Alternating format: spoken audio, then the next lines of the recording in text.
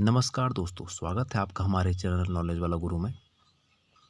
आज हम आपके लिए लेकर आए हैं बायोलॉजी के 20 अति महत्वपूर्ण प्रश्न। तो अगर आपने अब तक सब्सक्राइब नहीं किया हमारे चैनल को तो कृपया सब्सक्राइब कर लीजिए ताकि हम आपके लिए इसी तरह की वीडियो लाते रहें।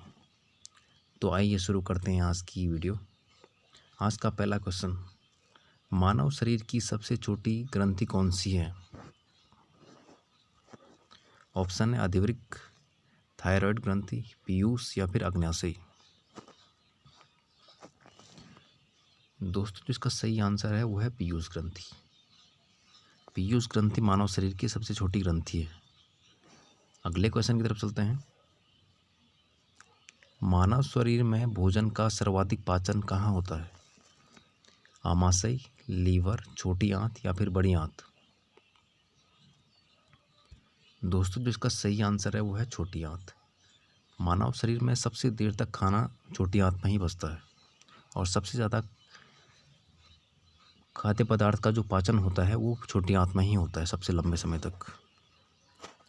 अगले क्वेश्चन की तरफ चलते हैं।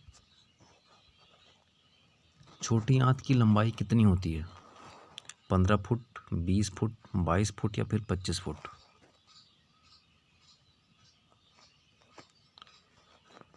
दोस्तों, जिसका सही आंसर है वो है 22 फुट। छोटी आंत की लंबाई 22 फुट होती है और जो बड़ी आंत होती है उसकी लंबाई लगभग 5 फीट होती है। अगले क्वेश्चन की तरफ चलते हैं। पित्त किसके द्वारा बनाया जाता है? अग्न्याशय, पित्ताशय, छोटी आंत या फिर यकृत। दोस्तों, जिसका सही आंसर है वो है यकृत के द्वारा बनाया जाता है पित्त। और जमा कहाँ होता है? पित्ताशय में। अगले क्वेश्चन की तरफ चलते हैं। मानव शरीर का ब्लड बैंक किसे कहा जाता है? यकृत, प्लीहा, अग्न्याशय या फिर आमाशय। दोस्तों, जिसका सही आंसर है वो है प्लीहा। प्लीहा को स्प्लीन भी कहा जाता है इंग्लिश में। इसको मानव शरीर का ब्लड बैंक कहा जाता है। अगले क्वेश्चन की तरफ चलते हैं। हीमोग्लोबिन किस रंग का होता है? लाल, नीला, पीला या फिर बैंगनी। दोस्तों, हीमोग्लोबिन बैंगनी रंग का होता है।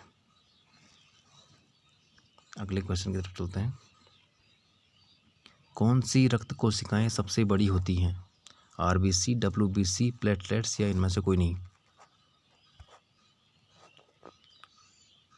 दोस्तों, जिसका सही आंसर है वो डब्ल्यूबीसी।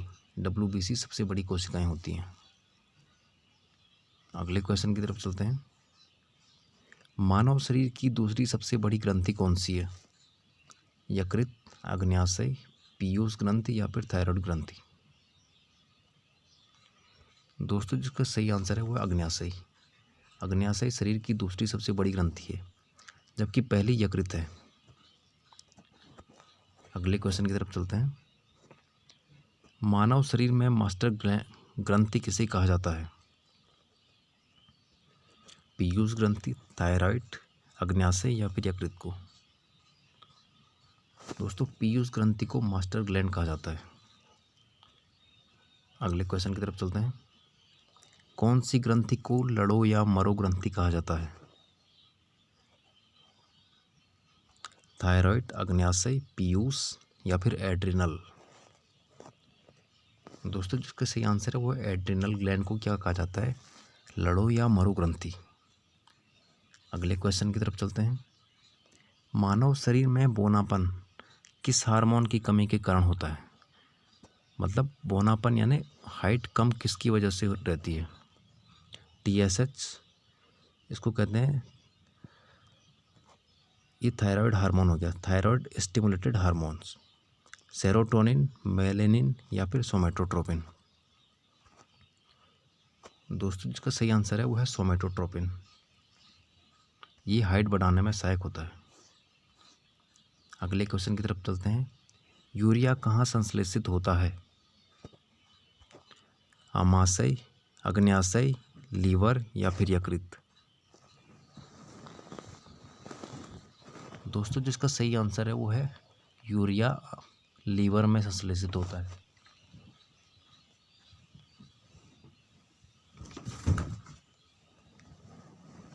अगले क्वेश्चन की तरफ चलते हैं।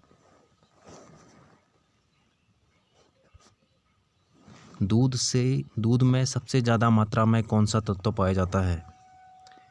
प्रोटीन, शर्करा, कार्बोहाइड्रेट या फिर वसा?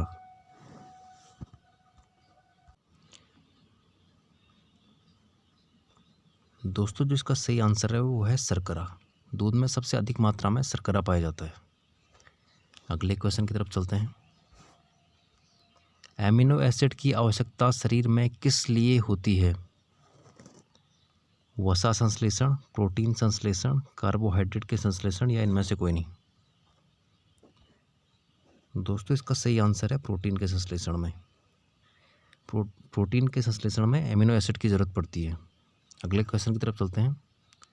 आयोडीन मान किस लिए प्रयोग किया जाता है? तेलों की असंतृप्तता के लिए, वृक्षों की आयु मापने के लिए, नमक की शुद्धता मापने के लिए या इनमें से कोई नहीं? दोस्तों आयोडीन मान का उपयोग हम तेलों की असंतृप्तता को मापने के लिए करते हैं। अगले क्वेश्चन की तरफ चलते हैं। मानव शरीर में कौन सा विटामिन शरीर को संक्रमण से बचाता है? विटामिन ए, बी, सी या फिर डी? दोस्तों जो विटामिन ए है वो शरीर को संक्रमण से बचाता है। अगले क्वेश्चन की तरफ चलते हैं। विटामिन B9 को किस नाम से जाना जाता है? थायमीन, बायोटीन, फॉलिक एसिड या एस्कॉर्बिक एसिड? दोस्तों जो इसका सही आंसर है वो है फॉलिक एसिड। विटामिन B9 को फॉलिक एसिड कहा जाता है। अगले क्वेश्चन की तरफ चलते हैं। HIV मुख्य रूप से कौन सी रुधिर कोशिकाओं को नष्ट करता है? RBC, प्लेटलेट्स, लिम्फोसाइट या फिर हीमोग्लोबिन? दोस्तों जो इसका सही आंसर है वो है लिम्फोसाइट। बीटा लिम्फोसाइट को नष्ट करता है। अगले क्वेश्चन की तरफ चलते हैं। मृत RBCs कहाँ नष्ट होते हैं? आमाशय, अग्न्याशय, प्लीहा या फिर अस्थिमज्जा? दोस्तों जिसका सही आंसर है वो है RBCs प्लीहा में मरते हैं, नष्ट होते हैं।